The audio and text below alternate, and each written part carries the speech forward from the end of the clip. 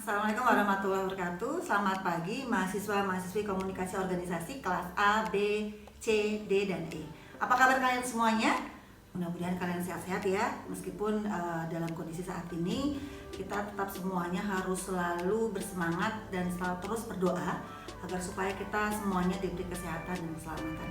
Tetap stay at home dan tetap teman-teman harus menjaga kesehatan.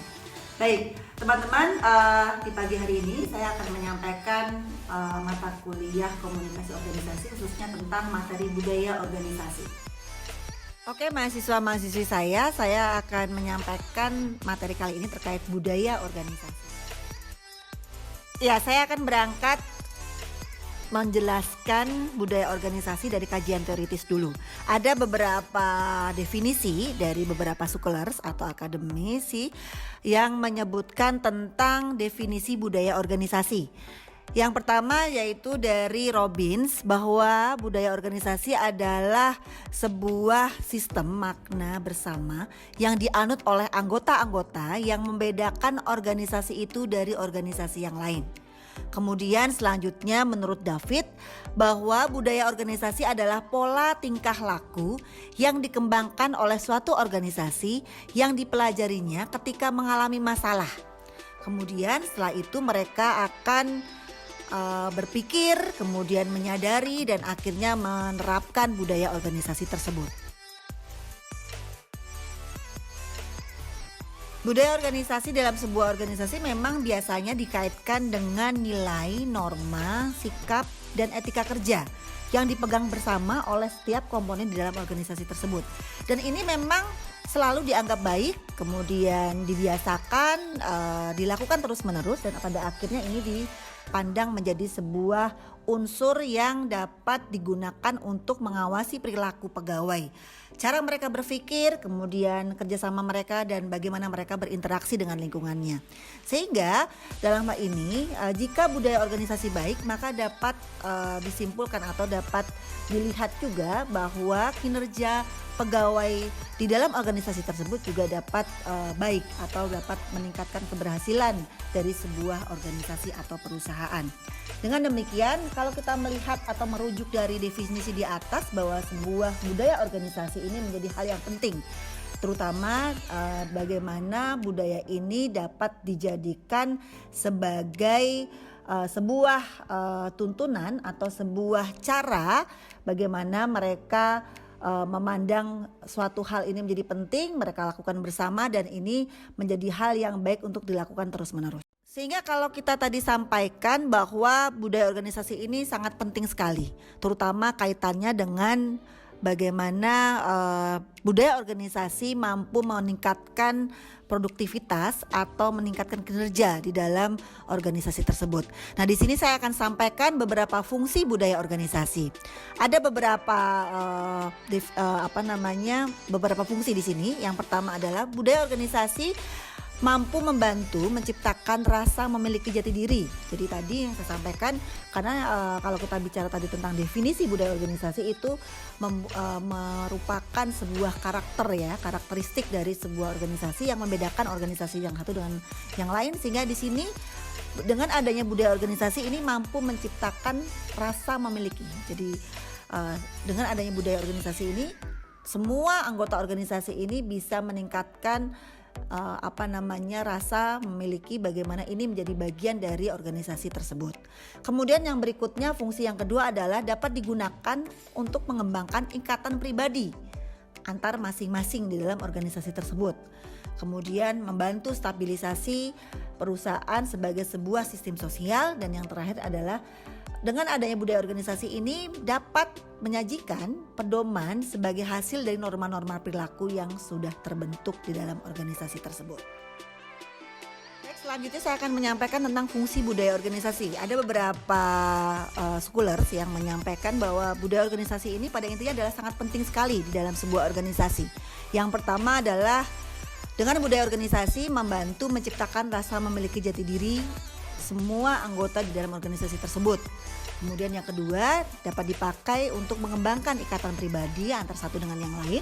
Kemudian yang ketiga adalah membantu stabilisasi perusahaan sebagai sebuah sistem sosial. Dan yang lain adalah menyajikan pedoman sebagai hasil dari norma-norma perilaku yang sudah terbentuk. Ya, selain kita tadi sudah membahas tentang fungsi budaya organisasi di dalam sebuah organisasi, saya akan menyampaikan atau membahas tentang jenis-jenis budaya organisasi. Di dalam sebuah organisasi terdapat jenis-jenis budaya. Yang pertama adalah budaya konstruktif, kemudian budaya pasif defensif, dan yang terakhir adalah budaya agresif defensif, yang masing-masing memiliki karakteristik yang berbeda-beda. Ya, untuk lebih jelasnya saya akan menyampaikan jenis-jenis budaya yang tadi saya sampaikan. Yang pertama adalah budaya konstruktif. Apa itu budaya konstruktif? Budaya konstruktif adalah budaya di mana para karyawan didorong untuk berinteraksi dengan orang lain dan mengajarkan tugas dengan cara membantu mereka dalam memuaskan kebutuhannya untuk tumbuh dan berkembang. Dalam hal ini tipe budaya ini memang sangat mendukung keyakinan yang sifatnya normatif, begitu ya. Sehingga di sini memang kalau kita melihat budaya konstruktif ini adalah budaya yang selama ini sering digunakan oleh beberapa organisasi untuk mendukung pencapaian tujuan organisasi mereka. Karena di sini mereka juga akan melihat memperhatikan bagaimana budaya-budaya atau budaya konstruktif ini menghargai hal-hal yang berkaitan dengan kemanusiaan. Kemudian berikutnya adalah budaya pasif defensif. Budaya pasif defensif bercirikan bahwa keyakinan yang memungkinkan karyawan berinteraksi dengan karyawan yang lain dengan cara yang tidak mengancam keamanan kerja sendiri. Dalam hal ini budaya ini mendorong keyakinan normatif yang berhubungan dengan persetujuan, konvensional, ketergantungan, dan penghidupan. Dalam hal ini tipe budaya ini biasanya bercirikan bahwa budaya ini dilakukan supaya atau sebuah peraturan yang dibudayakan itu dilakukan agar supaya semua anggota organisasi ini tidak terancam, ya, tidak merasa terancam, kemudian mereka merasa nyaman untuk bekerja di dalam organisasinya sendiri. Kemudian yang ketiga adalah budaya agresif defensif. Budaya agresif defensif ini adalah mendorong karyawan untuk mengerjakan tugas dengan kerja keras, melindungi keamanan dan status mereka. Nah, tipe budaya ini lebih bercirikan bahwa budaya dilakukan berdasarkan keyakinan normatif yang mencerminkan oposisi, kekuasaan, kompetitif, dan perfeksionis. Nah, biasanya budaya agresif defensif ini memang budaya yang terkesan atau terlihat lebih keras, ya, lebih keras, lebih defensif, sehingga biasanya dengan pendekatan berupa ancaman atau berupa hal-hal yang berkaitan agar supaya seluruh anggota di dalam organisasi ini mengerjakan tugas dengan kerja keras di bawah tekanan. Baik, setelah ini saya akan menyampaikan tentang indikator budaya organisasi. Jadi jika organisasi itu sudah menerapkan budaya organisasi dengan tepat dan sudah dengan efektif, kita akan melihat bahwa terdapat hal-hal yang dihasilkan. Ada 7 hal atau 7 hal yang bisa kita lihat sebagai indikator budaya yang sudah diterapkan dalam sebuah organisasi. Yang pertama adalah organisasi itu menjadi lebih inovatif. Jadi organisasi tersebut bisa lebih berinovasi dan bisa mampu mengambil resiko. Yang kedua adalah seluruh anggota organisasi itu bisa memperlihatkan prestasi dan analisis dan perhatian kepada tugas-tugas yang dilakukan. Ya, sehingga memang kalau kita nanti lihat bahwa bagi organisasi yang menerapkan budaya organisasi dengan efektif, itu sudah bisa terlihat dari bagaimana inovasi dan pengambilan resikonya, kemudian bagaimana seluruh anggotanya itu merasa care atau merasa memperhatikan tugas-tugas yang dilakukan.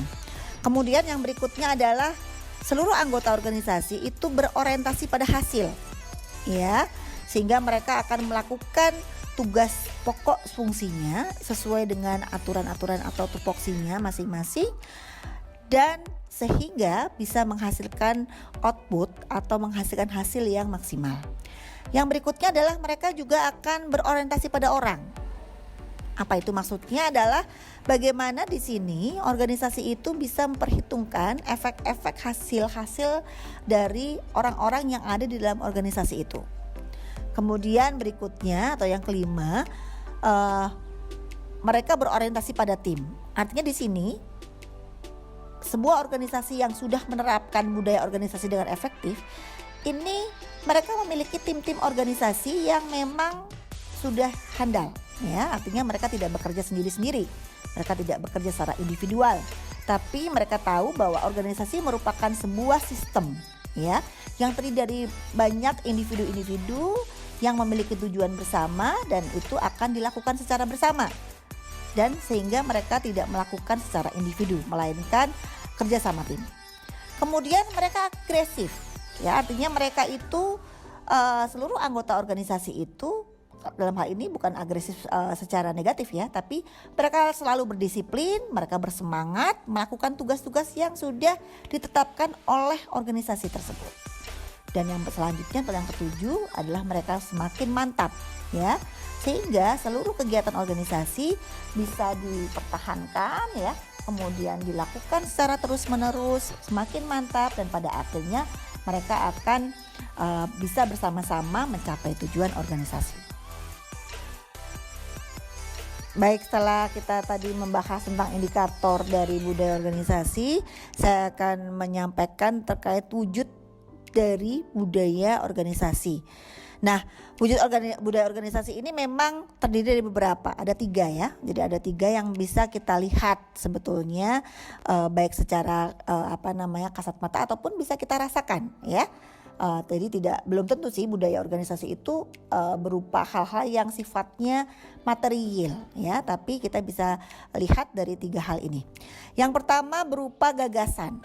Nah, ini memang tidak bisa terlihat, ya, tapi gagasan itu bisa dimaknai sebagai sebuah ide, kemudian nilai-nilai, kemudian norma, dan nanti ini dilakukan secara terus-menerus, ya, diyakini oleh seluruh anggota organisasi ini menjadi hal yang baik dilakukan, terutama untuk pencapaian tujuan organisasi, dan biasanya diwujudkan dalam sebuah peraturan, ya, atau sebuah SOP misalnya, ya, atau peraturan organisasi, ya, ataupun dapat diwujudkan dalam sebuah nilai, ya, nilai, kemudian nilai-nilai budaya kerja organisasi. Ya, ini wujud yang pertama. Wujud budaya organisasi yang kedua adalah sebuah aktivitas. Aktivitas yang seperti apa? Di sini adalah aktivitas manusia di mana seluruh anggota organisasi ini saling berinteraksi. Mereka mengadakan kontak satu dan sama lainnya berdasarkan ada tata kelakuan yang berlaku di dalam organisasi tersebut. Nah, di sini contohnya misalnya apa, teman-teman? Jadi contohnya aktivitas berupa rapat organisasi yang mereka sering lakukan, gitu ya. Mereka anggap ini menjadi sebuah kebutuhan, mereka menganggap ini sebuah hal yang baik dilakukan untuk sebagai berfungsi sebagai media koordinasi seperti itu. Itu berupa aktivitas. Jadi itu wujud budaya berupa aktivitas. Kemudian ada juga contohnya adalah apel, ya. Kadang-kadang beberapa terutama organisasi militer itu mereka melakukan apel pagi misalnya, ya. Itu mereka menganggap, mereka yakin itu adalah aktivitas yang baik dilakukan secara terus-menerus, ya, sehingga itu apel itu merupakan wujud budaya organisasi. Kemudian ada juga misalnya sebelum melakukan kegiatan di dalam organisasi itu mereka melakukan doa pagi bersama misalnya, ya, itu mereka juga menganggap baik, mereka lakukan terus menerus, dan itu adalah sebuah wujud budaya. Dan ada juga beberapa organisasi-organisasi, ya, itu melakukan sebelum melakukan kegiatan, mereka melakukan untuk menyemangati, memotivasi diri mereka sendiri, mereka melakukan yel-yel organisasi, gitu ya, sebagai penyemangat bagi semua anggota organisasi. Nah, ini contoh-contoh dari wujud budaya yang berupa aktivitas. Baik, wujud budaya yang terakhir adalah artefak, ya. Jadi artefak adalah merupakan wujud kebudayaan fisik, ya, yang berupa hasil dari aktivitas, perbuatan, dan karya. Sehingga dalam hal ini budaya organisasi ini bisa dilihat diraba dan didokumentasikan. Ya, contohnya apa di sini? Contohnya misalnya logo, ya, logo perusahaan. Logo perusahaan ini adalah merupakan wujud budaya organisasi yang bisa kita lihat, ya.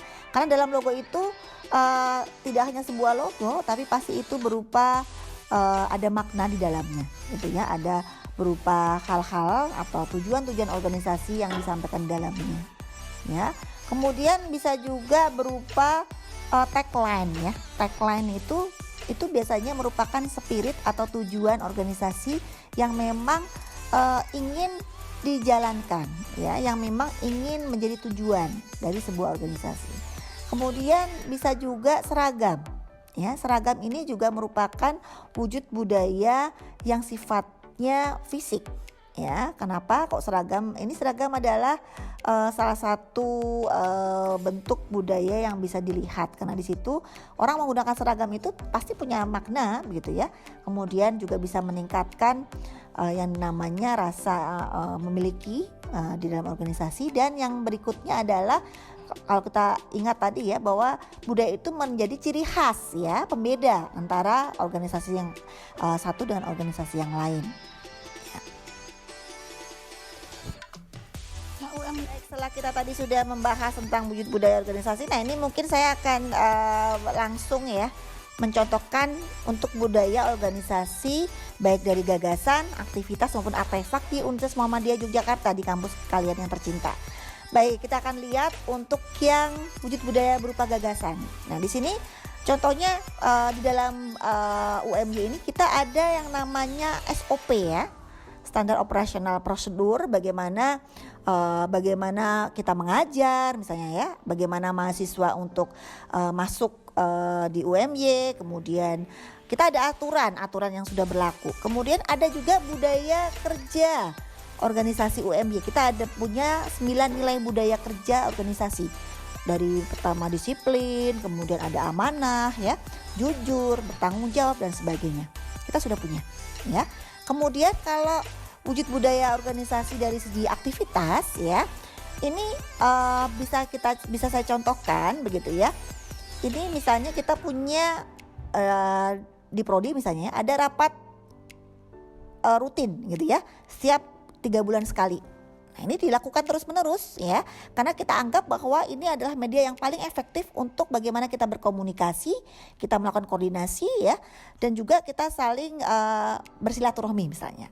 Nah, kemudian ini juga berupa misalnya dalam bentuk artefak. Nah, ini kalau kita lihat dari UMY, kita sudah punya nih yang namanya budaya organisasi. Kita punya seragam, ya. Kalau di dosen itu kita punya seragam setiap hari Kamis misalnya warna hijau, karena memang corporate color kita gitu, ya, itu warna hijau. Jadi kita batiknya pun hijau. Hijau itu batiknya juga ada bukan sekedar batik saja, tapi di situ ada logo-logo dari UMY yang semuanya ada makna tersendiri gitu, ya. Ada makna atau tujuan yang ingin dicapai seperti itu. Kemudian logo, kemudian tagline misalnya, ya. Tadi kalau kita teman-teman tahu UMY tagline-nya unggul dan islami misalnya.